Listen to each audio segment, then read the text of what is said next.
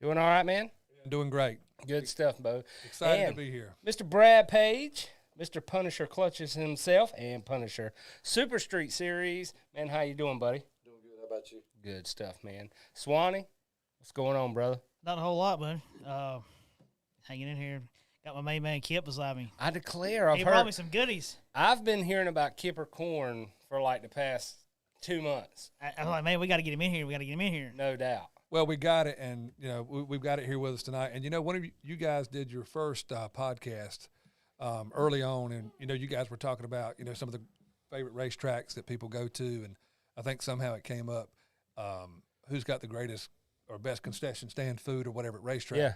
And I think my man Swanee talked about the white GMC pulling into Fayetteville Motor Speedway. Yeah. And the Kipper Corn connection, and we brought it here tonight. We got it live tonight. Here in Eastover, uptown Eastover. We got it here tonight. He's got the daggone Pearson's Mill Fire Department at Fayetteville hooked, son. There's nothing else on their mind other than Kipper's Corn in the infield, dude. I mean, there'd be cars piling up, all going on, chaos. It's got so bad to where it gets to like Fatback can't come back. I was gonna say Fatback Matthews. Fatback Matthews can't come back. You know what I mean? Yeah. But no, he loves it, and it's always a real fun thing for me because it's something we started a couple of years ago. Wayne Gray Jr. and I just cooking out and eating together there at the racetrack, and the team RTH Racing, Team 07, David Roy and his crowd. We got Marty Hubbard in the house here tonight. Marty? KT Automotive wins Automotive Products. That's my right-hand man. Got a plug for Marty. That's my right-hand man. I don't go to racetrack without him, like American Express. Don't leave home without him, okay? You know what I mean? That's how it is. My man, speaking it up over here, like we call it the voice of victory. I don't know if you've seen my post. I did. But talking the voice of victory, you're Victory Lane, man. That's where you reside for the Fayetteville Motor Speedway. Yeah, that's my house. And this year you are the voice of Punisher Clutches. Well, let me rephrase. I'm so back into go-kart damn day. Let me see this. Let me look at this. I'm so into go-kart. Punisher Super Street Series. Yeah, that's what they say. Yeah. Punisher Super Street Series. I guess whenever I'm available to be able to go to some of the races where those guys are racing, I'll step in and do some announcing for the series races. But I'm dedicated and committed to being at Fayetteville Motor Speedway in Victory Lane with Dave Mitchell. I've been doing that since those guys have been there. And I love being in Racing for Heroes Victory Lane, man, because it's, nobody's fussing, nobody's bitching about anything, Yeah, that's the most prestigious place to be. Well, the thing about it is, everybody's happy when they're there, Yeah. They just want to race. And, you and I were talking earlier today. It's really cool that, our racetrack, Fayetteville Motor Speedway, actually has a deal to where you've got drivers who win can come up and talk, because you may have a guy who wins 4 or 5 multiple races, throughout a year, but there is a given Saturday night that there's one guy who, hey, that's the first time he's ever won a race. And it's a big deal for him, Yeah. It gives him an opportunity to thank the people who help him get there on a weekly basis. Mm-hmm. It helps, gives him an opportunity to talk about his sponsors and what have you. And it's a fun place to be. I mean, to me, at Fayetteville Motor Speedway, I got the greatest job of all. I mean, it's fun. That's the best gig. So how many times have you stood on Victory Lane and got the stink eye from somebody else who wished they'd have won? I don't know. Probably more than once. Yeah. Probably a guy standing on the other end of the pad wanting to talk to the guy who won for, how he got to the front. But not a lot. But it is a cool place to be, and I love what I do in Racing for Heroes Victory Lane. That's good stuff, man. I tell you what, we got a great show lined up tonight, guys. Make sure you go ahead and share, like it. If you haven't liked Shine Runners Racing Radio, you're late. So go ahead and like the page. Go ahead and share and tell us where you're from. Your comments come up tonight so we can see. No matter if you are watching live stream from YouTube or AJ Bellinger Motorsports or Shine Runners Racing Radio, man, we got your comments to come up. And we're going to be combing those comments to try to ask the questions that you have tonight on the show. We are here at Studio 24, powered by AJ Bellinger Motorsports. And we are pushing this baby tonight by 8-horsepower Briggs & Stratton generator off the outside of East Mountain Speedway condemned concession stand. So it's nothing but good stuff. So back to the the whole unique style Victory Lane you got, man. That thing was built back whenever Jim Long was there, and we were there, and it was the whole purpose of that thing was to bring Victory Lane and the celebration of a win up front and personal with the fans, and because used to it was back away from everybody, it was kind of in the center of the racetrack, and it was a lot lower where you couldn't see it, and everybody was really worried about what was going on back there, and it was all right. Let's get to the next race, whatever. Well, now it's up front, center. Let's see what's going on. Let's see the guy get up on top of his car, celebrate. And when I was there shooting Victory Lane or whatever, it was pretty cool to kind of walk over there and say, "Hey, look, dude, give me a little something when you get out." A lot of times it was some of the bigger guys. They kind of knew what to do, but you could kind of go over there and encourage the guy. You say, "Hey, look, man, give me a little something when you get out. Give me a little pump. Yell at the crowd or whatever." Yeah, and it was always cool to do it. Earlier in the night was better, or if it was a late night, and you just kind of heard things along. But it's pretty cool. You got a unique setting, and it's really cool to drive up there. And it's a lot of places don't have that, so I think it's pretty cool to see that. Well, it's pretty cool to see that. But the thing about it is like you're saying, you got a guy who jumps out of a car, and you initially say, "Hey man, give me a little something, so I can take a picture, whatever." And you get, as the announcer being down there, you get to experience a little bit of all kinds of different things from that driver. You've seen a guy. I imagine emotion. Exactly. Is a good word for that. I know when Wyatt won his first race was actually at Fayetteville Motor Speedway, and hell, I cried from the tech shack, mainly because we passed, but from the tech shack all the way to Victory Lane. You know what I'm saying? Just the emotion was real. That night we were racing for William Fry. That was our whole thing. We're racing for William Fry. He passed away. And, dude, we were like the best fifth-place car there was out there. And it looked like somebody just picked it up and threw that thing to the front, and we won it. And so the emotions, how many times have you seen a grown man stand there and cry in Victory Lane? Well, that's what I was about to get to, more than once, because you've got a guy who, like for you, to walk from a tech shed and know your son's driving up. Yeah. To know that as a father, to see your son, I mean, absolutely. It's an amazing feeling. It's got to be something that, you can never replace. Yeah. But to see a grown man do that, who's worked every single week, every night of the week to get that car, number one, just so I can make it to the racetrack. Yeah. Have I got enough money to get into the racetrack? Have I got tires to get to the racetrack? And then everything go right for him to have his first trip ever to Victory Lane. When you see a grown man, you can see a grown man come up, and give you a fist bump, and he hollers, and, maybe do a backflip off the car, whatever. But then you've got some guys who's just like a kid in a junior sprint car sometimes that can't even get a word out. Yeah. Because, as you say, the emotion of winning. And what a lot of people don't realize, man, is a lot of these dirt drivers, they work all week. So they work all day. They go home. They work on the car all night. I mean, it's a very emotional sport. And, there's a lot of people that really – they go into a tizzy if they don't win, or you know what I'm saying, or something of that nature. But there's a whole lot of emotion that goes into this sport, more than what people really see. And you get the ending point of most of it on the good side at the Victory Lane. Well, it's always fun, man, because, that's a big special moment, for, and really, I've seen the reverse of what you're talking about when you as a father – walking from the tech shed with tears flowing down your face, hey, man, my kid's going on the podium. Yeah. My kid's going to But what's really cool is to also see a deal to where you've got a grown man and you see a wife hand him his little boy or his little girl, and they stand together in Victory Lane. I'll never forget it. Nut Up or Shut Up this past year, David Taylor did one of the craziest things I've ever seen. It was kind of I had to let David Taylor know, hey, man, this is a rated PG show. And I came in, he comes up and I said, driver number 14 out of Irwin, North Carolina, he is the Gray Fox. It is David Taylor. David, you've been a long time since you've been here in Victory Lane, and tonight it's Nut Up or Shut Up. And he said, you GD right, we shut them all up. And I'm like, whoa. Remember that. Yeah. And then the next thing you know, his little grandson, they hand him and it's almost when that grandson got in his arms, and there he is sitting in Victory Lane. Oh, dude, he melted.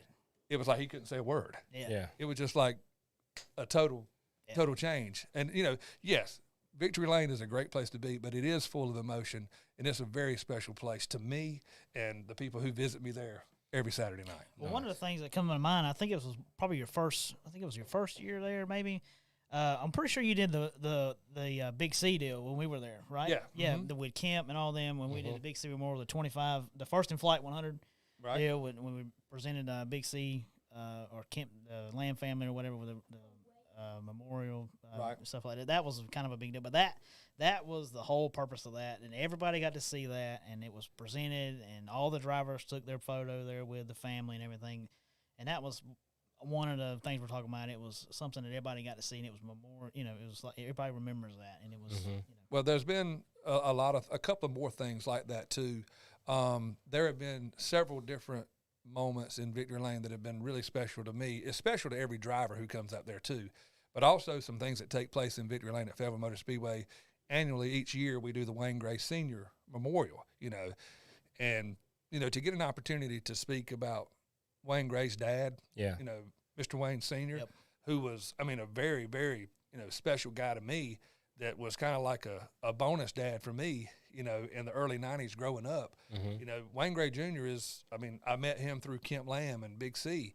And, you know, when those guys started traveling every weekend and started going off big time, you know, I couldn't go with those guys. But, man, I had a love for racing, and so I was able to go with Mr. Wayne and Wayne Jr. and Tony. And, man, those guys became family, you know, to me. And to be able to, you know, from Wayne Gray to call me and say, hey, you know, we got Dad's race coming up. You know, it's my dad's memorial race, and there's nobody that I'd rather have in Victory Lane speak about my dad other than you.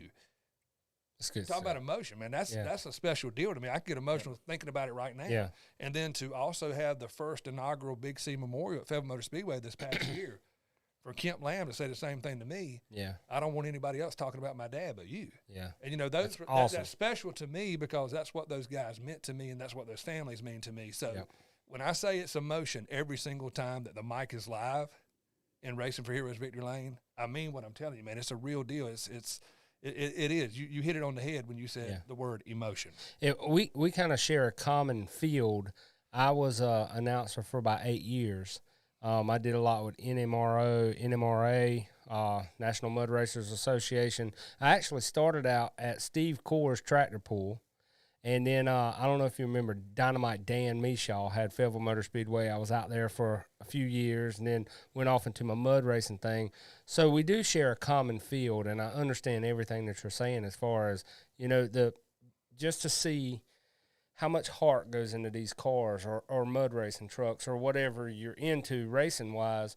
You know, it's amazing that when you do get that win, this was our night. This was it. You know, everybody else is going to stand over there and bitch and cry because they didn't win. But for the most part of it, that victory is 110, man. I love it. I'll tell you another one, too, that was a memorable experience for me when, again, we hit the word emotion. Talk about a grown man crying, tears come down his face and choke up and can't speak. I'm going to call him out, and I'm going to roll him under the bus, who sits in this studio every week on Fouled Out. Chad Groves won Legend Race. It was last year. Nut up or shut up night. Yeah, it was. It might have been that night. I can't remember. But all I remember the most epic pass ever. Mic drop. 4. If I could take the mic off and drop that bitch right now, I'd do it. Hot. Drop it like it's hot. Drop it like it's hot. Because that was an epic pass. When he comes off of turn 4, I saw his hand come out of the driver out of the window. And I thought, man, there's going to be a party at Baywood tonight. There's going to be a party at Baywood tonight. And when he came up there, and, man, he was so tickled, and, man, he was sweating, man. He deserved that win. I mean, he drove his butt off and was in the right place at the right time to win the race and to be there with his brother. And then his mom comes. And then his mom comes up. And, you know. Racing Granny, baby. Racing Granny. He takes Racing Granny. He wraps his arm around Racing Granny. And I start to talk to Chad. And it's like, the mic's still on, man. He ain't saying nothing. You know, the guy can't hardly talk because it meant that much to him. And there's his brother, his mom, and him. And, you know, a night I'll never forget. But you know what? That night was a whole lot different because Chad won a bunch of enduro races. When you were there, he won a bunch of them. And, you know, they seen, you know, but that night was a whole lot different. It was like they accomplished more than any of those enduro races ever were. It was like, man, we did something. Have you ever took something home, like from Victory Lane, and like on the way home, you're just like, man, that one hit. That one right there hit. And that was it. That's the race I'm talking about. That one. That one hit. I'll tell you, too. And it happened to be in that same class twice. The night Chad Groves won, That was a really, really big deal because I'm going to tell you, that car that those guys have in that Legend Series, you've got the Ryan Schabrins, man. You got Sinoski. You've got all these other guys who are there. But I'm telling you, I'll put it up beside anybody. That's one of the fastest Legend race cars that there is at Fayetteville Motor Speedway.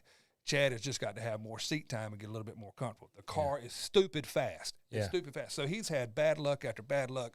Been up at the front and get up, be going up to the front and spin out, man. It happens. Yeah. But he was in the right place at the right time, did exactly what he had to do to go, and he won the race. Like you said, it was like they accomplished so much more by getting that win on that stage at that level.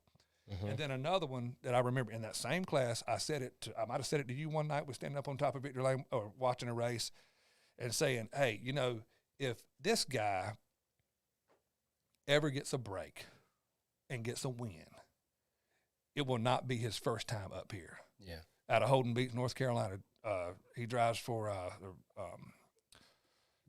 you talking about Jaden Bolin is the guy. Yeah. Jaden Bolin is the guy. Who owns his car? 316 now. It's 316 Motorsports. Ryan Hauser. Ridenhour, Willie. Willie Ridenhour. Let me tell you, Willie's a great guy too. Great guy. They sponsored the Rockfish Junior Sprint Division this year. But I'd always said, if this guy ever, if he ever catches a break, and he's going to be hard to and guard. He is no stranger to winners. Victory Lane. But on dirt now. Yeah. But on dirt. But on dirt. This was like his – but then he won. He won one night. And then the next week, man, he's back again. And here's the thing about that kid. We're not going to have him long because I think he's got his eyes on the pavement deal, and that's where he's headed. Where he's going to be late model stock, he's going to be pointed in that. So he was go-kart racing before he came to Legends. Yeah, I watched him come up from red plate. Green plate. Yeah. Okay. So see, I never knew his background. I did during history. Clutches whenever they were in the go-kart. Okay. Yeah. So right there. Okay. So he's obviously been running go-karts and stuff. Not that it's lower or whatever, but he's obviously had some background in go-karts before he got in the Legend car. But yeah, the kid. I mean, he's determined. He's an amazing wheelman. But yeah, he's not going to be at this level long. Yeah. He's going to be. I mean, we're not going to have him long. Yeah. But anyway, he's a great young man, and he's a good interview too. Yeah, he's to him. He's got that. He's got that. Okay, I'm marketable. I can talk. I can promote. Hey, I can promote that wrench on that wall right there. If you'll tell me, he carries himself as a professional. Yeah, he does. And see, another thing. Now let's stay on Jaden Bolin here for just a second because number one, a great young man. Yeah. But see, my deal at Fayetteville Motor Speedway is once I get down there, I mean, until the features start, man, I really don't have a whole lot, that's pressing for me because, Bill pretty much does everything else, as far as, drivers meeting coming up at what time and doing the hot laps and all that kind of stuff. So you're cooking the corn I'm cooking corn and doing wings and doing all that kind of stuff. But I have an opportunity to go up beyond turn one and go in the outside pits. And what's really cool is, for people who do kind of what we all do, it's one thing to know who's driving that number one car when hey, that's Willie Milliken right there and that MJ Price number one. It's another thing to be able to walk outside. Hey, who's that guy? Oh, that's Willie Milliken, or that's Sean Harrell, or when who they are outside the car. So then you kind of build, them on both sides of the deal here. Mm-hmm. But when you start walking through Victory Lane and you're riding around in a golf cart and you hear a driver, hey, Kip, come to see you tonight. I'm coming to see you tonight. I'm gonna be in Victory Lane tonight. I said, hey, but I'm gonna be there. Well, 2 different times this year, Jaden Bolin, I would see him over at the check-in, and he always called me Mr. Kip. He would say, hey, Mr. Kip, tonight's my night. I'm back. Yeah. I'm going to see you in Victory Lane, and he would do it. One thing, have you noticed, I mean, because you do talk to a lot of drivers, have you noticed a lot of younger kids who are in racing they're well-mannered? Oh, very well. Yes, sir. Yeah, because I think they know, they've seen, looking at, there are so many kids. There's one sitting right back here that goes to the racetrack and watches people. I just pray don't follow my footsteps. Like Willie Milliken. Yeah. You know what I'm saying? And that's his man. And I'm just telling you right now, I can tell you right now, I talked to Willie the other day, and I was almost, asking him, are you absolutely crazy? He sent me a picture of his new driver's suit. And the new driver's suit, I don't want to let the cat out the bag. I'm just going to say just one little thing about his driver's suit. Down on the front leg, it's either the right or left, from the knee down, it's white. And I'm thinking, why in the world would you have white below the knees on your driver's suit? Because I can tell you guys this. when it comes to racing and you see a driver at a racetrack, there are not many drivers that work as hard. Oh yeah. From the time they step He's out under of the their car, truck, in the coming to car. work, Yeah. and but the thing about it is you see, but you've got kids, younger kids who, like you say, have a respect for the sport because they see a Willie Milliken and they see a Sean Harrell and they see people like, I mean, AJ busts his butt every single time he's at the racetrack. They see what it takes to get where they want to be. Yeah. You know, when it becomes their time. And Willie Milliken is one. He and his wife, Crystal, I mean, they have a fan base that is just phenomenal, unbelievable. And they do so much stuff, man, for people that a lot of people don't know about. They come and pick Wyatt up one day. I don't know if you video. saw the video. I saw the video. And they come pick Wyatt up, and there's a lot of hustle and bustle at the racetrack. Yeah. Believe me, even on the little cars we got, you know, we're working the whole time we're there. And then track conditions. So we got to change this. And so when you think about a late model like he's got, there's 3 times the work than there is the little junior sprint we got. But he took time, put White in the car, let him turn the wheels to the right, let him warm the car up, the whole 9 yards. And just, I've seen him go from full-blown cussing like a sailor to a kid walk up, and Willie just, whoosh, you know what I mean? And well, they do that. And it's hug them, take a picture with them, and it means a lot in this sport. Well, I'll tell you this. They do that for a kid of that age. But it's not cut off just to kids his age. Yeah. I've got a son that's 17 years old. I've got a 16-year-old and a 15-year-old that are Willie Milliken crazy, man. Yeah. And Christmas Eve, this past Christmas, I live in Bass, North Carolina. And as you know, Willie lives in Roanoke Rapids. Yeah. Well, they were leaving. Willie and Crystal were coming to, I guess, Regalwood. I guess they're going to Crystal's mom and dad's or whatever for Christmas. Well, they can't get there except for going down I-95 and coming through Dunn, which is where my dad lives.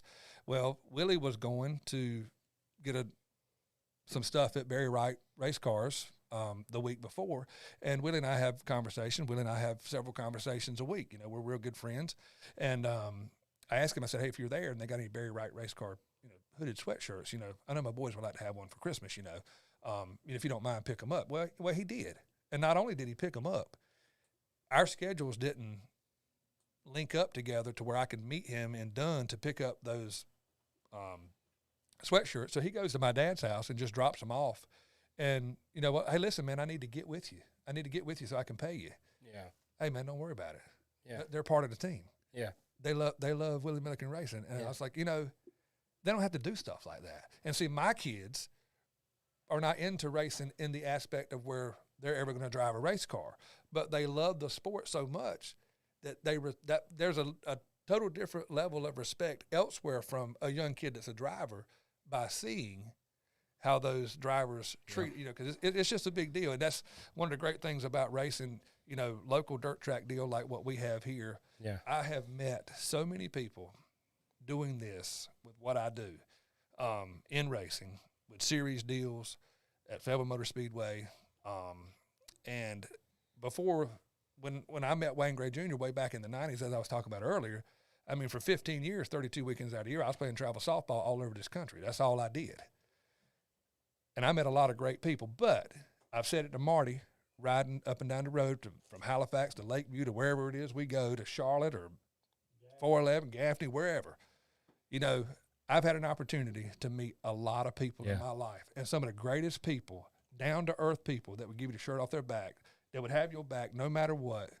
I met those people at a dirt racetrack. Not to toot my horn about me being great or anything, but in 2006 when I went to Chatley Boat Marine and bought my boat from you, did you think we'd be sitting across from each other talking racing today? Who knew it? Huh? Who would ever know? Who knew that you are now my idol? Okay. K-I to the double P. Okay. Okay. I'm going to say I got to get me a K-I to the double P T-shirt. Well, we can. Swanee can you make know, them. and I want to go. I want to go off on what you were saying about younger kids growing in the sport and you meeting people and them growing. I've heard nothing about Kippers Corn, or nothing but good things about Kippers Corn, dude. We got to break into that. And if you would, why Kip, you're getting into that, I want to go into something. I was fortunate enough to be a part of a family on Lower Dunn Road for a long time. And God, down there, Uncle Frank and Ricky Collins and they called him Dick, Ronald, and Miss Ruby and the whole nine, which was Joseph's family. And then Joseph was born, obviously. I think I remember, like, your third or fourth birthday, I come in dressed as a fireman or some shit like that. It was crazy. But I've watched Joseph grow up through racing. And I know his mother's passion of the sport. And then, and I want to say something, man. I had Eddie Pollard sent me a message today, and he was like, whatever you do tonight on the show, make sure that you congratulate Swanee as the Steel Block Bandits race director. Absolutely. And, man. Absolutely. You know. Absolutely.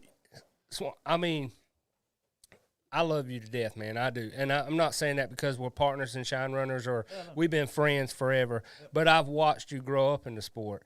And to grow from loving racing over at Uncle Frank's with Jonathan and hopping in the truck with Ricky to go to the race on, the weekends to now you're race directing. That's a big step, man. And I'm so proud of you, dude. I really am.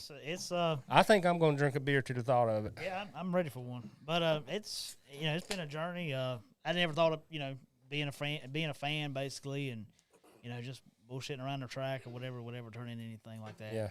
I dabble in. I've been pretty much everything but prepping a racetrack, dude. Yeah. And I have no interest in doing that shit. But leave that to Terry Odom. Yeah, I that's something I don't think I'll ever mess with. That's art. That's but I'm looking forward to it. It's going to be a challenge. I did it a couple times last year. It's just building a resume, dude. It's always something new. I enjoy traveling up and down the road with the Bandits, and any way I can help any series, pretty much. I'm any off weekend or whenever I'm available. Call me up. I'll go whatever I can do. If I can ride around and yell at you drivers, get in line or whatever. If I can push cars or whatever, I'm available. He drive a mean pack car too. Yeah, I drive a mean pack car. Me and your brother got in the worst riding pack car ever. It was the greatest time I've ever had in my life, honestly, other than my wedding. Let me just go ahead and throw that out there for promotion purposes. But it was so last year when Miss Dina died, I kind of got thrown at the fire or whatever, and we were talking about canceling that race. We were supposed to go to Livonia, Georgia, or whatever, and Jim, I didn't feel like he could go to the race or whatever, and I was like, man, you know what, I can race direct, I can do it, so I was like, let's go do this, and so I got kind of thrown at the fire at Sumter, and Sumter ain't no easy track to do something like that at either. No, and it was just. I was like, let's go down there and let's try it for better or worse. If all hell breaks loose, and by God, it's the first and last time I'll ever do it. By God. But I did. But so it just kind of stuck, and I think he was kind of thinking about letting me try it next year anyway. Yeah. So I was just like, you know what, let's just take it on. And my first test is Halifax of all places. The bull ring, tight bull ring, and Clip. That's gonna be a fun weekend. That's I'm looking forward to it. We're up there with Punisher, and I was gonna say you guys are gonna be up there with Punisher, and we're fixing to tap into that. That's gonna be dude. You're killing me, Smalls. Anyway, you play ball like a girl. I mean, but yeah, I mean, dude, it's gonna be us, Punisher, some modifieds. I mean, it's that's gonna be my first real test of the year. And we're gonna a special race too, man. We had a Mark Batten Memorial. Memorial. That's going to be a big deal, man. First annual. Yeah, the first annual. That's a big deal. That's. I think for Michael Wells sticking his neck out for that, dude. That's going to be a huge race for him because that's a big dash. 10 grand for us, and I think 3 for y'all. No, 3 for the modifieds and 1 for us. One as for of right now. Yeah, and 3 for the modifieds, and I think 2 for something else or something like that. But man, while Kip is getting this corn ready to go, want to introduce. As we've done before, Mr. Brad Page in the house tonight. Brad, how you doing, brother? Doing good. Man, I tell you, pull your mic up to you just a touch there, Captain. Yeah, let's dive into that. We're going to get some of that corn. We present to you Kippers corn. Ooh, this is going to be awesome, man. Got this corn here. So let's talk about the Punisher series. What you guys got going on this year? Tell us a little bit about it. Well, it's a series that me and my partner Ryan decided to start for this season after we talked to a few drivers that had some concerns about, you know, the 3 links and the leaf spring cars running together. And, you know, that really didn't think the two that needed to run together. Okay. But before I decided to do this, I was going to take over costs. Okay. And I wasn't going to do away with the 3 links, but I was going to give the leaf springs something like the half leaf setup or something similar to that to bring everything closer together. But I don't think that's the way they wanted it to go. So I decided to do this instead. I got you. So, you know, it was kind of, was this kind of like a mid-year kind of thing? Because I know they were talking about, you know, debating on changing it or whatever. So were you kind of wanting to start your own deal, or were you ever wanting to start your own series? Not saying you want to take over or whatever. No, but actually, were you ever wanting to start a series? Like, was that something you kind of thought about ever doing, was starting a series? No, that was the furthest thing from my furthest mind. thing, okay. I Yeah, promise. because it's something. Yeah. I mean, it's I got you. and you work a full-time job, I understand. do clutches at night in the shop, Yep. got a family with small children. You know, it gets tough sometimes. That's why, you know, I couldn't even think about doing what I'm doing. What if it weren't for Ryan and his wife and my wife and people that support me like Kip and Marty, you know, and the drivers is really what surprised me. Yeah, I got you. I mean, I got drivers that are putting sponsor money up and adding money to the pole award, just like Danny Yarborough.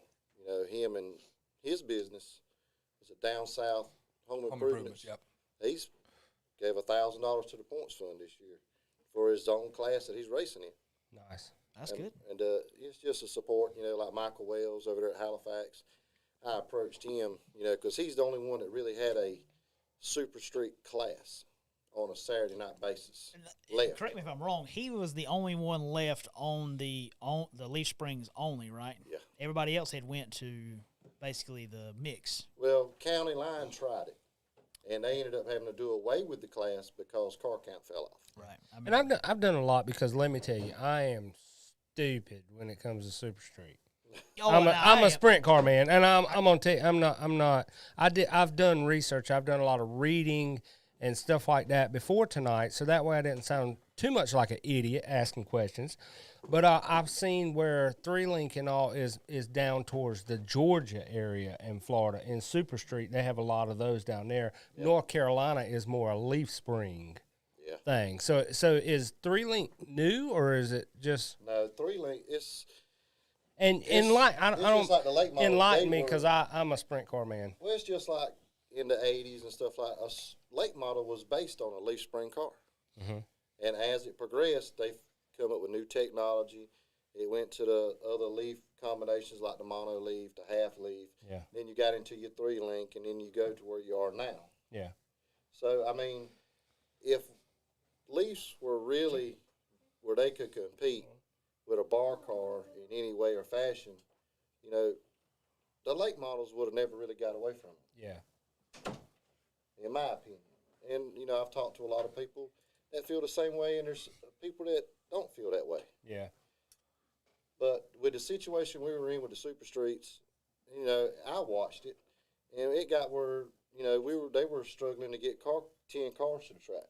Mm-hmm. And what it was people got tired of running against what they felt like was a superior setup. Right. And the majority of the class was leaf spring. Mm-hmm.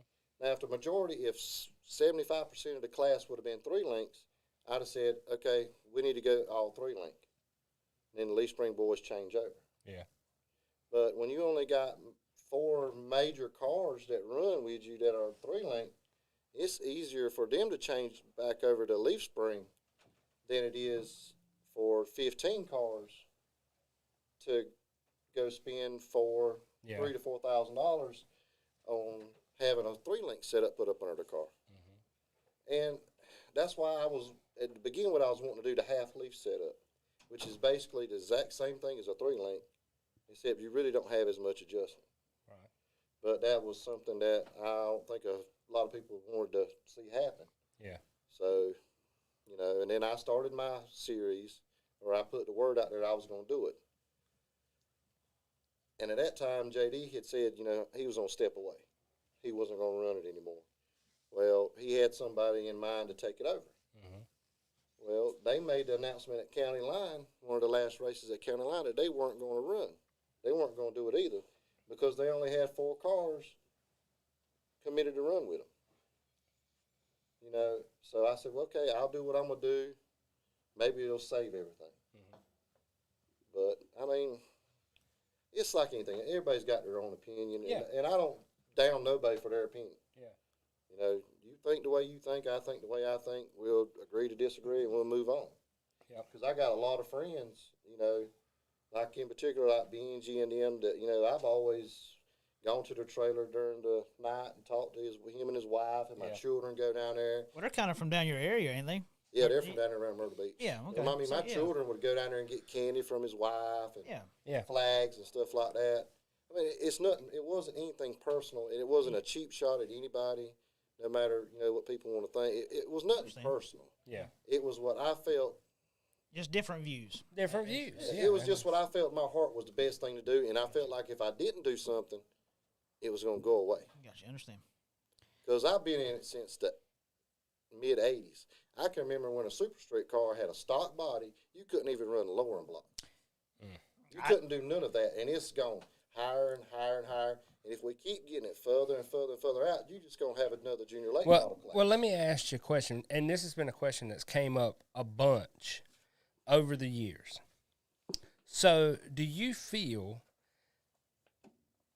that the price of technology has gotten racing out of hand where the cars are running just about the same lap times as they were? I mean, they might be running a little bit faster, but not as fast as they were running back in the 90s. You know what I'm saying? But the price that the guys are spending on cars nowadays is, I mean, it's crazy. We used to run. That's where I'm coming from with the technology, what you're saying. We used to run asphalt takeoff tires. We had to groove for ourselves. We run out in the junkyard. We go get leaf springs out of the junkyard, and I'd shake for 2 days because my dude, I remember and living, I'd be trying to hold one in while he was beating on it. Living down there on Lower Dunn Road, Gerald Bishop's junkyard. So we crawled across many a car getting spare tires and rims to go to the racetrack. The thing that's really hurting racing right now is all the classes have gotten so far out of control. You do not have a beginner's class. Oh yeah, the front wheel drive is totally out of control. Hell, junior sprints ain't even a beginner's class. I got over $10,000 in White's car. You can't. I mean, it's just. And if somebody doesn't stop, I mean, just stand up and say, "Hey, look, I understand that it's like anything else. You got progress, you got technology, but at a certain point, you got to put a stop to it, or it's going to be so far out of hand that nobody can afford to do it. Yeah, it's just like go-karts. Everybody's paying tire men to do their tires now. And like down where we're from, around this area, a Saturday night race is like a $5,000 to win race. I mean, I think the day of Saturday night racing is done. Am I wrong, Swanee? No, by saying that you're pretty much dead on. The days of Saturday nights is just about. I'd say you near about got to have a series to race. I'd say within about. Or you're going to find a car on a jack stand. That's just the way it is. Your Saturday nights every week is done. Yeah, I mean it's. Your tracks, you're going to have to go to running big shows and cutting the classes.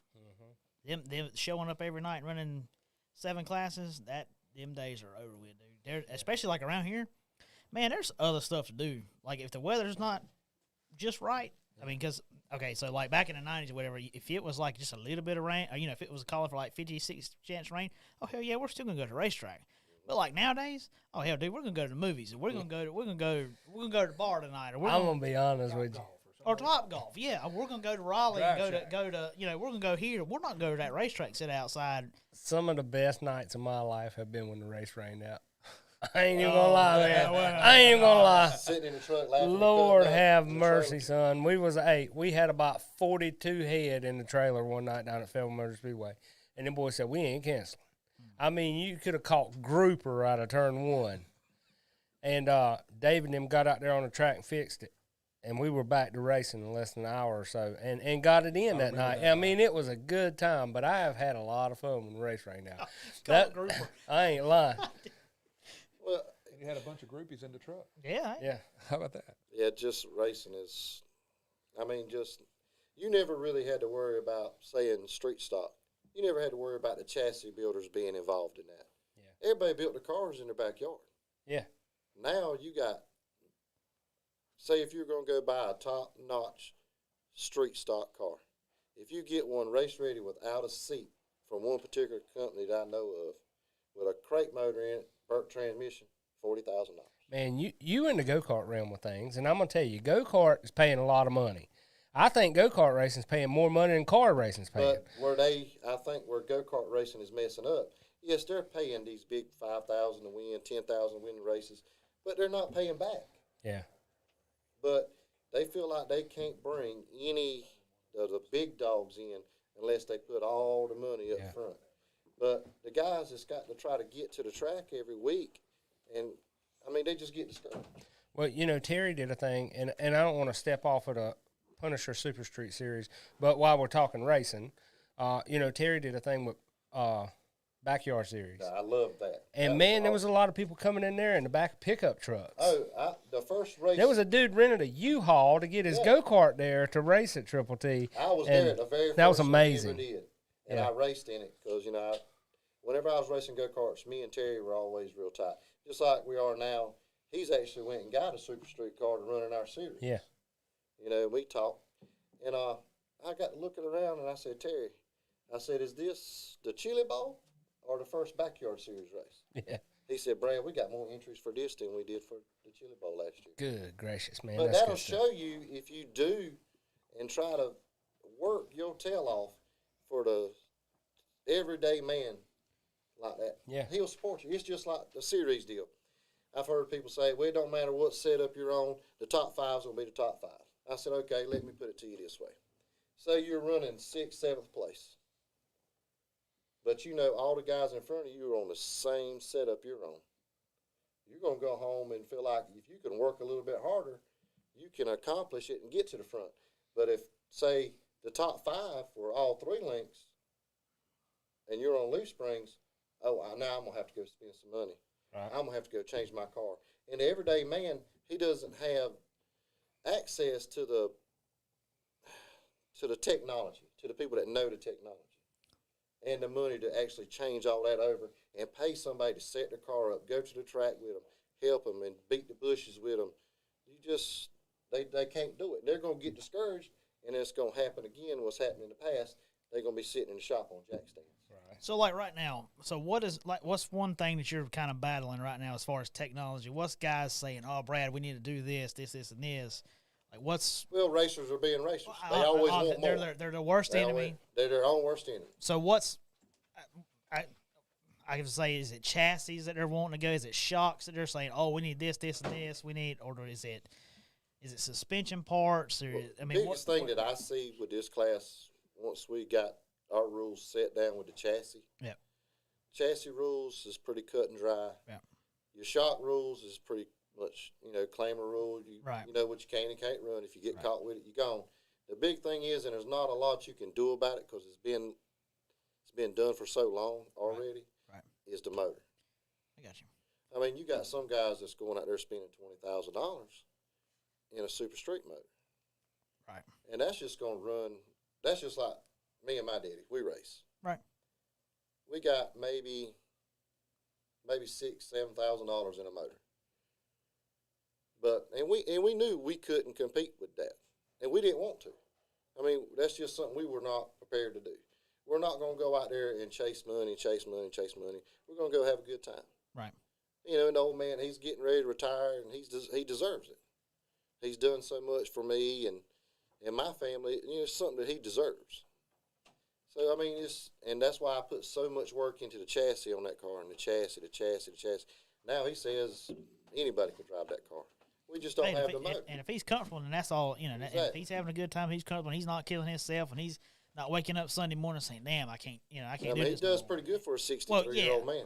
But yeah, if he's not waking up Sunday morning saying, damn, I can't do this no more, then you're doing pretty good. I mean, But, so I guess, so just kind of look at your schedule here. One date that kind of stands out there to me is 311 Speedway. What took you to 311? I like the racetrack. It's on our schedule as well. I wanted to do something different. Okay. And I knew it was going to be rough on as far as me and Ryan, because there's the only races that aren't on this schedule. I mean, the only races on this schedule that's remotely close to us is Lakeview. Okay. Every other time that we hit the road, we're traveling 3 hours one way. Okay. So I mean, but I knew. Now, when you say we, you're talking about you personally, Yeah. from where you live. Yeah, from where I live. That's not 3 hours driving from every driver. No. You're talking That's about just for me and Ryan. Right. You know, and is that something I really want to do? No, I don't want to have to run that far down the road and then back in the same night. But my base is up in North Carolina. But I think most of your guys, it's actually pretty good for them. I think Ron, because it's for us, it ain't but like an hour and a half, 2 hours, if that, to 311. It ain't bad. Ron, I mean, it ain't far for him. What, 2 hours and 45 minutes, Ryan? Oh hell, okay, so then it's less for us then, stuff like that. So, I mean, It's the same as me going to Halifax.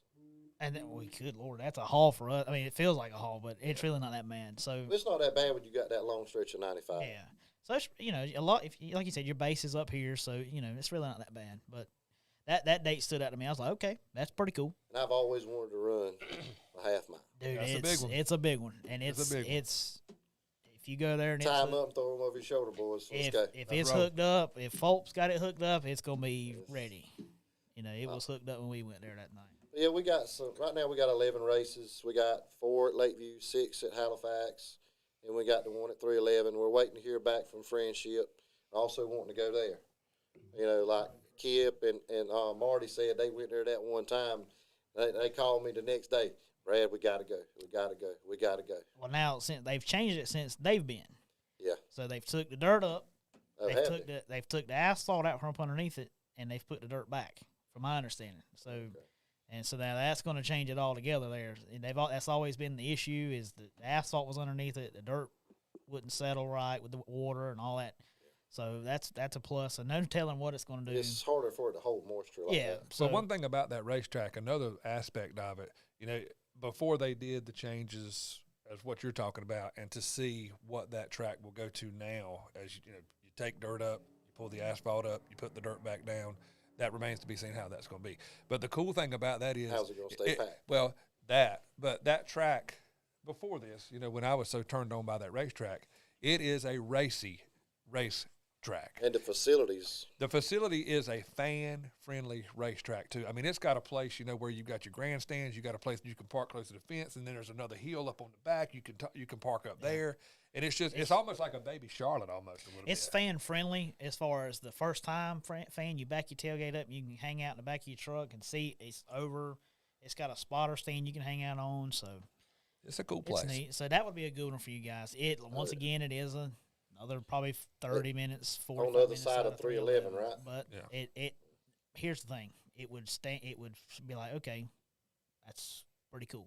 It would say, hey, look, these guys are stretching them out, just advice, don't stretch them too far, but ease them out little by little. Well, that's why we've left a lot of dates. We've tried to work it where if we end up getting races with Fayetteville or County Line, which I feel like we eventually will, because I've talked to County Line and Fayetteville and all, they're going to be watching real close as far as car count and things of that nature. And I knew we were going to have to prove ourselves.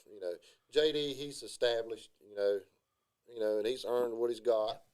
So I knew we were going to have to be kind of, show up and show out, and then say, hey, this is something I want at my track. And that's going to be all up to the drivers.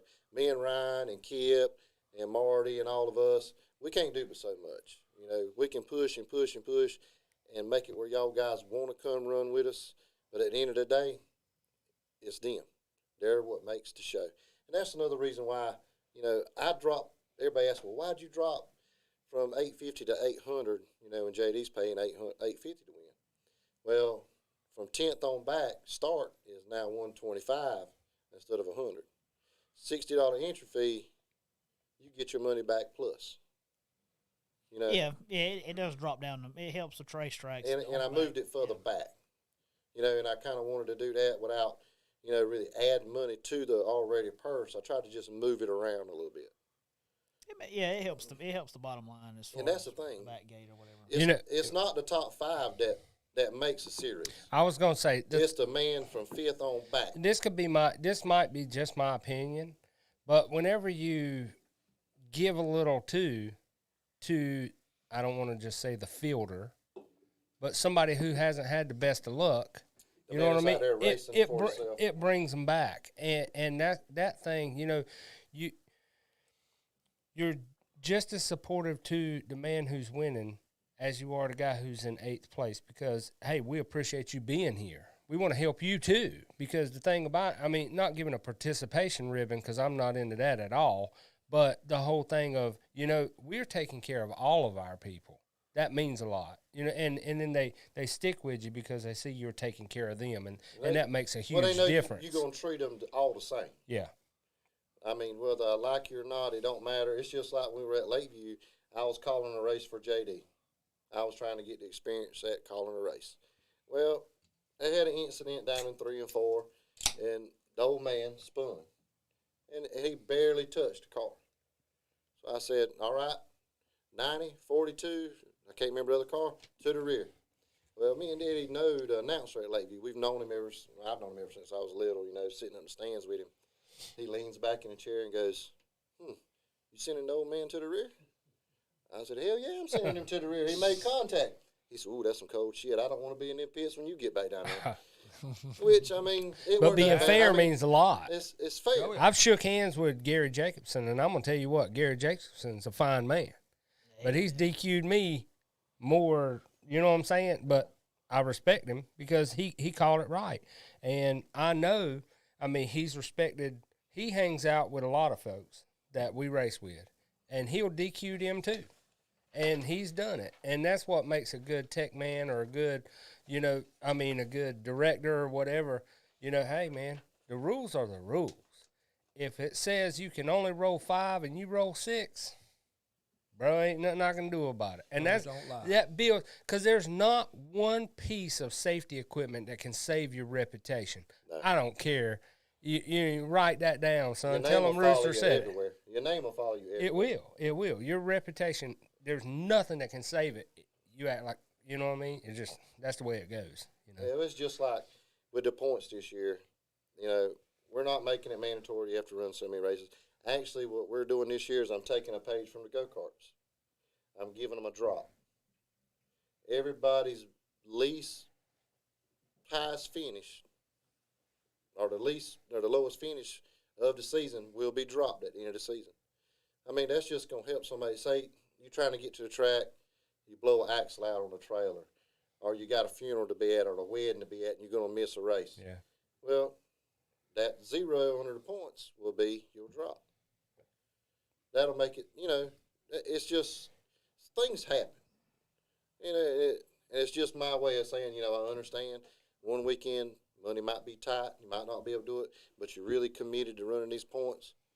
All right, here's your weekend. Take you a break, and then be back with me the next time.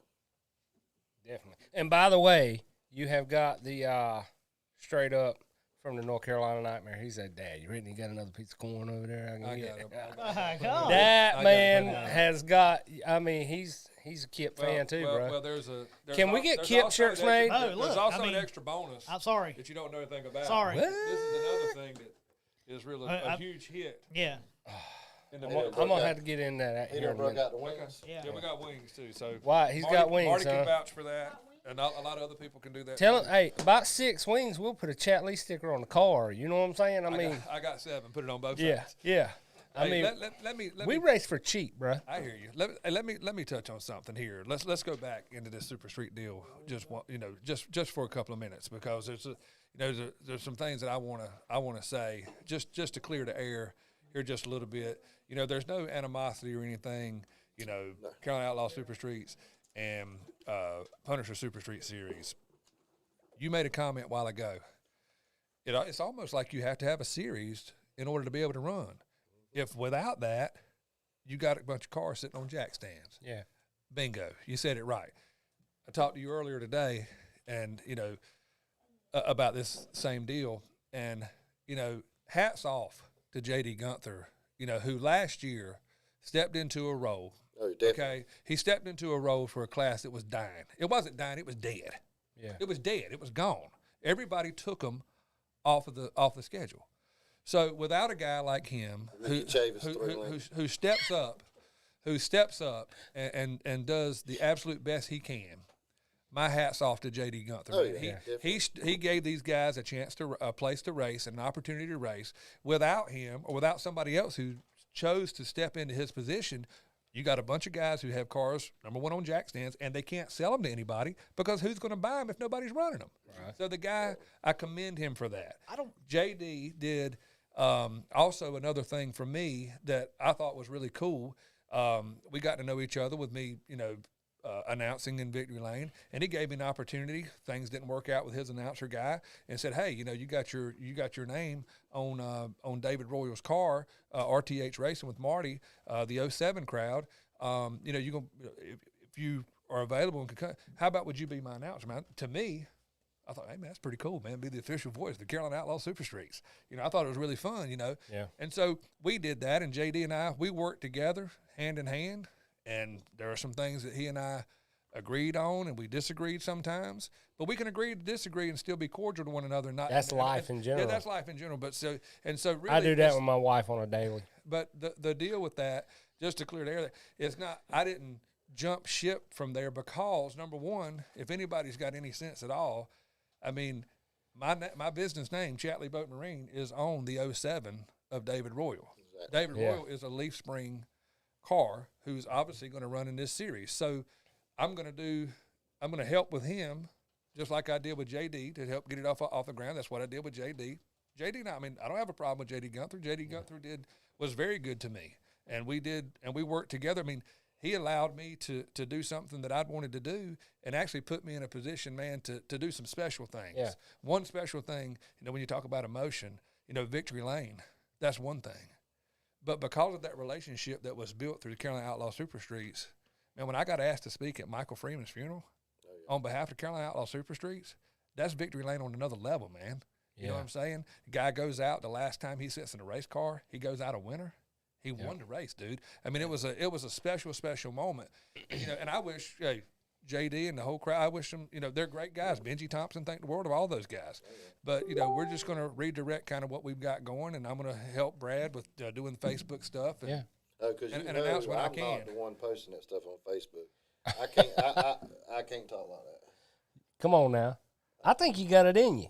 He does. He's not giving himself the credit he deserves, man. I wouldn't shit you. Oh, so Brad's not the PR guy, huh? Oh, hell no. Oh, come on now. No. I think I don't know. He may be. He may be. But anyway, just I wanted to go back and say that, because that was one thing that there's some things that there's some things I might do that you don't like. But there's some things in life that we all do. You know what I'm saying? And we can all learn from each other. Yeah. And taking something from each other and growing and building better. Hell, working together. Yeah. It's growing us. You're gonna get a lot farther by working together than working apart from each other. We're grown men. We're not. And that's the way it works. You know what I'm saying? And whenever you butt heads, like nobody wins. See, we are. The thing about it is we're a radio show of promoting and growing, and we're behind everybody. You know what I mean? I hope the best for everybody. I hope everything works out, and I think there's going to be a lot of success and growth through. There'll be some phone calls of, hey man, what should we do here? And then everybody can help everybody out, and you end up growing in the long run, and that's the major thing. That's what I'm really excited about the point series. At the end of the season, right now we've got, like, for first place in the points with the series is $1,500 in cash, plus a custom painted bell helmet from Explicit Design. Mm-hmm. Dustin Pleasanton, I've seen a lot of your posts on there. He did my helmet, that I race go-karts with. I was Facebook stalking the hell out of y'all this week, just so you know. Second place is $1,000 plus a custom racing suit from Velocity. Third place, $750 plus a custom racing suit from Velocity. Fourth, $500 plus a racing suit. Fifth is $250 plus a racing suit, and then sixth jumps back up to $450. My man was a go-kart guy. $450, $400, $375, $350, and 10th gets $325. Man. And then you're gonna have Bobby Jackson is gonna be helping us with the Rookie of the Year, and I'm kind of wanting to do something real different and special with that. So I haven't quite figured out what I want to do. I'm thinking about maybe something like a ring, or I got your hook up on the ring, man. Championship ring will be hot. Championship rings are a awesome. championship ring, something he can We sport. we do a lot of different stuff, He and can we take were that with him anywhere. He we can't were take ta- that trophy. we were talking on a back show. I was fortunate enough to be called and talk about emotions, man. Crystal Milligan called me and said, "Hey, my daddy won in 84 or 85, won a clock. Can I send you some pictures? Can you build it?" There's a lot of things I can do, but clock making was not one of them. But she sent me the opportunity to build this clock for the Edward Memorial Race at Lakeview. And just so happened, Willie was the one that won it that night. But I built that clock to spec. I didn't know that. Yeah, I me thing and was nice, too. It was Wyatt built I that did clock. not know that. I have to give props to AJ because I sent AJ about 40 pictures of the Edwards family. He put it in the collage for the center of the clock, and we were able to build that. Now, when you take home a sword for the Excalibur or a crown from the King of the Clay or I did a race called the Duel one time, and I had a pistol. It cost me $14 for this replica pistol, and I built it, and Grayson Dearson, Yeah. actually, he won that. And, man, I'm going to tell you what, those trophies, That stuff you it's remember. nice to have that crazy 4-post 7-footer, but when you get them crazy trophies or a racing suit or something of that nature, man, it means a lot because you can show that baby off. You know what I'm saying? So we're looking like, I don't know if anybody knows anybody that does it, but we're looking, you know how Tulsa does the drillers for the Tulsa shootout? Oh, yeah. We're looking banditos. I so called it an or oiler. bandits. the other We're looking day. like Mexican. We're looking Mexican bandits about Oh, that tall. About like My wife's Mexican. We can probably get you Well, some she shit needs like a that. fun- I remember mean, the trophy from the Fat Daddy?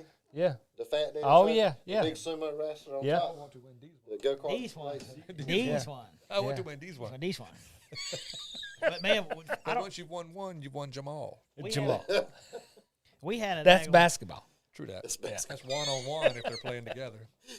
We had a daggone soldier for the memorial one time, dude. And that son of a gun was like that tall. I know. Yeah. That was a badass. I almost took that son of a gun home.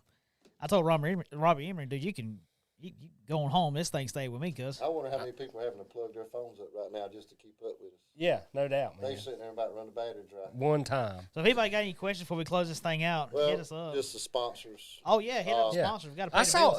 Utz, man. So are we going to Yeah, get some free Utz. chips? Because when we were at Fayetteville Motor Speedway for the big Carolina Sprint Tour, went down, and we were like the greatest 6th-place car there that weekend. But there was a dude there, and he was a potato chip That's sponsor Steve. dude. That's Steve Laughlin. He actually went and talked to you at Lakeview about getting his son in Yeah. a car like your son. Okay. That's who's sponsoring you. Steve Man, we Laughlin. busted up in there and got Oh, yeah. potato chips. It was great. It's the greatest thing because I'm fat, man. That's And who I if used to race with if you'll in go go-karts. back and look at our show, like we're sponsored by people who's got corn Corn. and Martin's Eatery and Treats. Was that not good to eat? See, we ate corn. We've ate ribs. Danny B's Danny pimento B's. cheese. Yeah, we're not gonna eat another hot chip. Fox's Pizza. How was the lower unit on that hot chip? It's bad. That southbound lane kind of took a Southbound, little. We're It not had doing some that caution. shit again. We got Steve with Laughlin Distribution with Utz. He's actually giving us 3,000 Yeah. for the points. If he gives Official you any potato free chip, chips, I'll hit be us putting it on up. Super Street Now, I Series. told him we're going to try to get him. Yeah. Bring as much as he can. We got Mr. Marty over there with Wins, KT Automotive Products. They've decided to give us 2,000 this year towards points. Nice. And you got Danny Yarborough with Down South Home Improvement, which actually be running in the series. Yeah. He gave us 1,000. And when you remind me of that when you get done What's that? about Danny Danny Yarborough. Yarborough. Yeah. Then you got Raging Rooster, Mr. Bobby. You know, he's told me, if you need anything, just let me know, and he's going to do like a jacket and shirts for the not hard charger, but Rookie of the year. yeah, Rookie of the Year. You got Southern Digital Graphics. He does all our decals, does our checks. You got Dustin Pleasanton at Explicit Designs. He's gonna do the helmet. We'll buy the helmet and he'll do the paint job. Nice. But you're looking at that's $1,800 helmet Yeah. with the paint job on it. So you got Velocity USA, Mr. Brad. He's just let me know what you need. We'll work it out. We'll work you a real good deal on those 4 suits that you want to get, and get them boys in here afterwards and get them fitted. That'll be something nice. They can go up there when they get ready. They can fit for their suits. It's just an experience. And I think the Blue Ridge did that also this past year. You got Dwayne Lee with Allstate. he's going to be doing the $50 award for the fast time at every race. That helps. Yeah. The fast time, that's a good deal. And actually, Justin Kidd messaged me before we came. He said, you know, whatever you're getting for the fast time for the first race at Halifax, I want to add $100 to it. And, you know, he's racing with us also. Okay, yeah, yep. Yep. He actually rolled one car at Fayetteville, and they built another one. Yeah, that was a nasty little wreck there, son. That was the red light. That red light. And we got Dawn from Lily Mays. She's doing the $50 award for the hard charger at every race. Nice. And then you got Scotty Williams of Dan Williams Roofing. As right now, he's volunteered to pay the first place money at 311. And he's told me, you know, anytime you want to boost a race up or add money, he said, man, just give me a call and I'll send you the money. Good You stuff. know, we Good stuff. believe in y'all. It's good to We have wanna that go. backbone and support. Oh, yeah. Really is. And just like that's the reason I wanted to work with David Taylor at VP. Yeah. And Bobby Taylor Oil Company.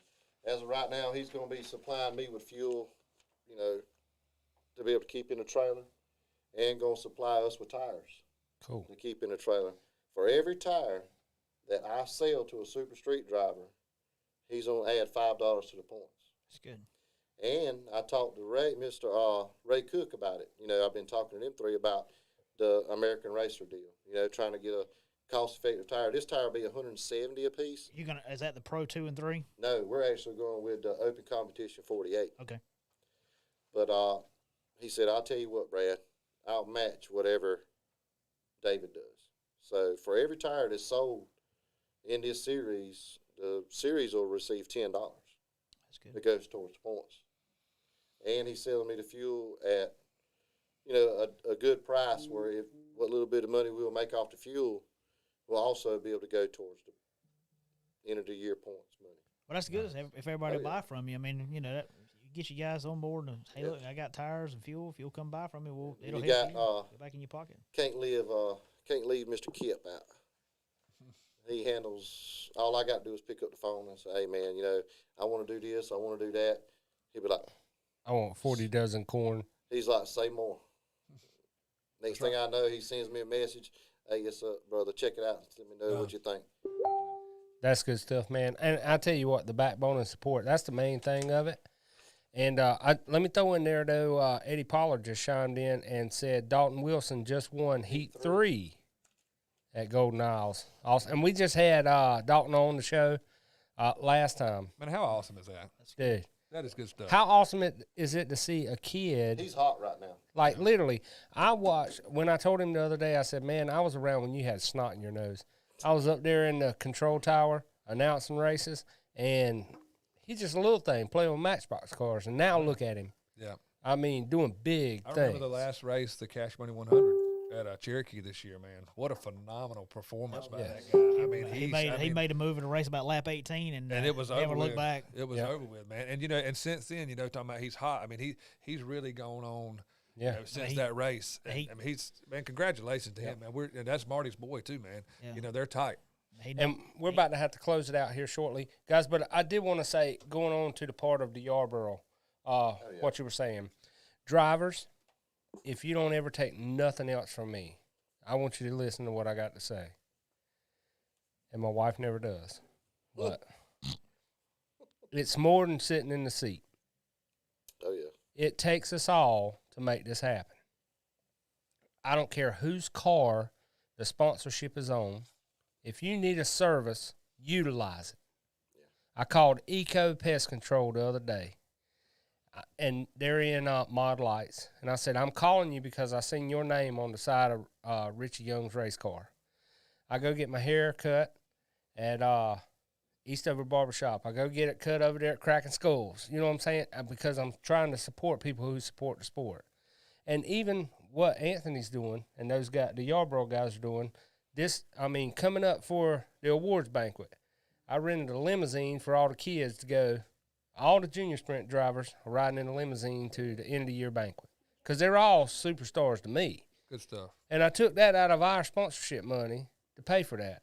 I even took out of our sponsorship money to buy trophies, ridiculous trophies, for these youngins because these kids are the future of the sport. But we all got to work together to make it better. And if there's something we can do to promote, hell, if you can take your car to Pizza Hut or something on a weekend, drop it, pull it out the trailer and sit there and hand out hero cards, you're going to build your race program. Use Gen 3 Performance Imaging to get hero cards. Let me throw that in there. But you're going to build your race program on top of building the sport. We were at Hooters one weekend. I feel like I'm starting to preach. We were at Hooters one weekend. Woo! We were at Hooters one weekend, and we had the cars out there, and Rick Razzlard was out there. And a guy walked outside. He retired from Fort Bragg. And he said, where do you race that car at? About 5 miles down the road. He never knew there was a Fayetteville Motor Speedway. And he retired from Fort Bragg. So it takes us all to try to build it. And, you know, if you got a little bit of extra or you got more come in, give an extra $100 to a point series or give a little bit, give a $25 pole bonus. And, guys, that's what it takes. All of us in racing have to work together to make this thing better. Yeah, that's what this show's all about. He did all of our Mr. Swag over there. Yeah. He did all of our series shirts as far as like what me and Ryan wear. Yeah. Those nice, pretty shirts. Yeah. You can thank that man for that. Nice. And I tried to do He that. did me a G-string for this weekend. I'm going to be hopping out on it. I'm just messing with you. I'm just, is it not Alan's birthday coming up, son? But yeah, I did his. Let me say this. When you speak about birthday, Yeah. today's a very special day for RTH Racing. David Royal Crowd out of Grays Creek, North Carolina. 21 years old today. Jason Royal, that adopted boy of mine. Today is his birthday, and I promised him that on Shine Runners Racing Radio and AJ Bellinger Motorsports tonight, I would give him a shout-out. Happy birthday to Jason Royal, live from Studio by Guy 24. Break out Elijah Craig. Let's go. Bring it on. I guarantee his Uncle David probably already gave him something if David didn't drink it all himself. But, man, happy birthday, Jason, man. I love you like you're my own kid, man. Happy birthday, brother. Maker's Mark? I thought it was Elijah Craig. Maker's Mark. Okay, anyway. Is there anything else, man, you got? But anyway. Well, like to think, like you were saying, as far as the, trying to help people that are involved in racing. Like I went to Swan for my series shirts that we wear, but, there's another fella that's always done my Punisher clutcher shirts, Sean Ward out of. Oh, yeah. Sean's got some awesome stuff. The main attraction. Yes, sir. He's one of them people, and he's just like Swan.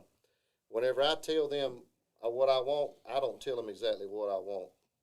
I just give them an idea. Yeah. And they were like, well, how do you want me to do this? How do you want me to do that?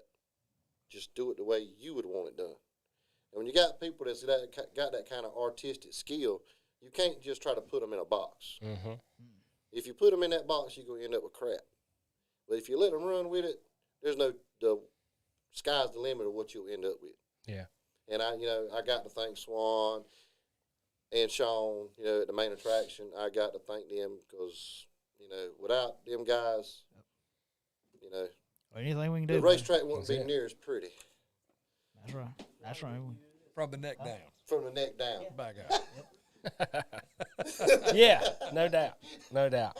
And we definitely got to thank AJ, man. AJ Bellinger Motorsports tonight, powered here at the Studio 24. Thank you so much, AJ. If anybody would like to become a sponsor of the Shine Runners Racing Radio, we greatly appreciate it. We got a lot of different options. We can put your name out there as much as possible. And tonight we are cranked up by the 8 horsepower Briggs & Stratton generator here at East Mountain Speedway tonight, Studio 24. Anybody else got anything other than we're about to get in some more corn? David Royal just checked in. Elijah Craig is going down right now for Jason Royal's birthday. Elijah Craig going down. I knew Maker's Mark. I know these guys.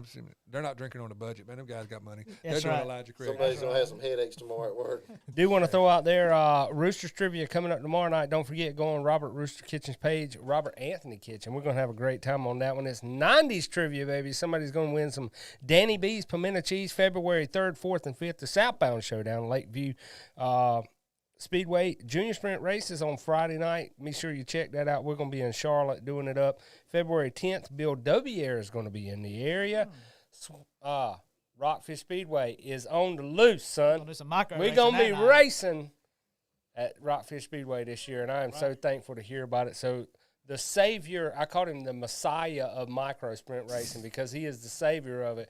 If it wasn't for Bill Wyer, micro sprint racing would be dead in this area. But he saved it, man. So we're super excited about all of that. And Hey, did you have some seasoning you were going to give away tonight? I did. Anyway, we'll post it. We'll post it on there. We'll do like a contest or something. We I might throw it in did. the I'm photo sorry, but let me contest. throw this out there. We got so deep in conversation that I forgot to give away the Raising Rooster catering seasoning. So you know what I'm gonna do? I'm gonna give it to you. Oh, I got about 3 cases at home, so I'm That's just gonna what's give up. you some. I got a and jar. then- we'll cook I that got a up. jar at my house. I'll cook that for yeah, us. yeah. Everybody's invited. White GMC, Fayetteville Motor Speedway, Race for Heroes, Victory Lane. Come see me. We're going to eat it up. We appreciate it, man. We Thank Appreciate you guys. coming in. It's been a Thank good you, show, man. dude. Yes, it has Anytime. been a wonderful show. Saturday nights, Juan. Scoop, Yes, scoop.